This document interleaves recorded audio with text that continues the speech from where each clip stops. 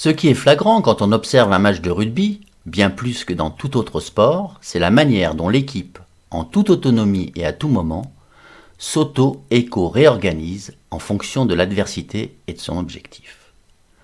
L'auto-éco-réorganisation est un concept d'Edgar Morin et de Jean-Louis Lemoigne qui définit la capacité d'un organisme, d'une entreprise, d'une structure, d'une équipe à s'organiser elle-même, auto-organisation, en fonction de son environnement, des changements et des perturbations, éco-organisation, et revoir en permanence cette organisation, réorganisation.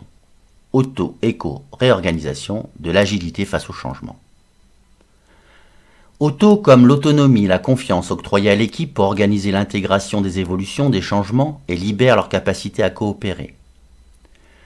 Éco comme l'écologie des collaborateurs, un environnement de travail où ils sont en sécurité, où leurs attentes sont respectées, un environnement de travail porté par une vision qui les motive.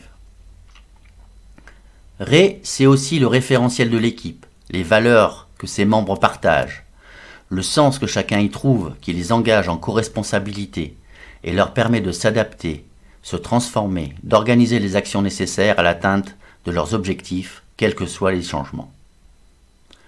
Pour les deux éminents spécialistes de la complexité des systèmes humains, Edgar Morin et Jean-Louis Lemoigne, l'organisation est indissociable de la transformation car l'organisation est la propriété d'un système humain qui rend compte de sa capacité à produire et se produire, relier et se relier, maintenir et se maintenir, transformer et se transformer.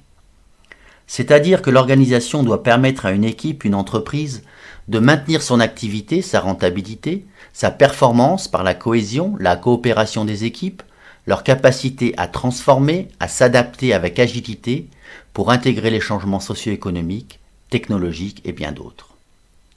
L'organisation ne devrait pas être entendue comme une structure figée, elle est au service de l'entreprise et de ses objectifs, elle organise l'action. Pour Pierre Villepreux, ancien directeur technique national, le rugby d'aujourd'hui, le rugby total, c'est réussir à construire et organiser une équipe des joueurs du débutant au plus haut niveau, capable d'être en permanence en mouvement, en restant fidèle aux fondamentaux, c'est-à-dire la capacité à avancer, à soutenir, à trouver la juste distribution sur le terrain entre le positionnement des joueurs et le positionnement de la balle.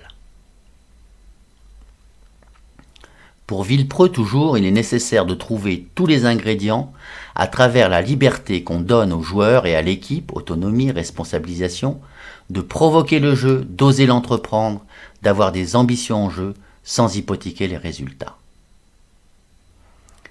Les valeurs du rugby constituent un état d'esprit qui rend possible pour chaque individu le dépassement de soi qu'il va trouver dans la coopération et la valeur individuelle qu'il met au service du collectif. Et chacun, qu'il soit visible ou non, contribue à la réussite de l'équipe. Le reconnaître et donner à chacun sa part de responsabilité dans l'accomplissement, c'est lui donner la possibilité de trouver du sens à ce qu'il fait.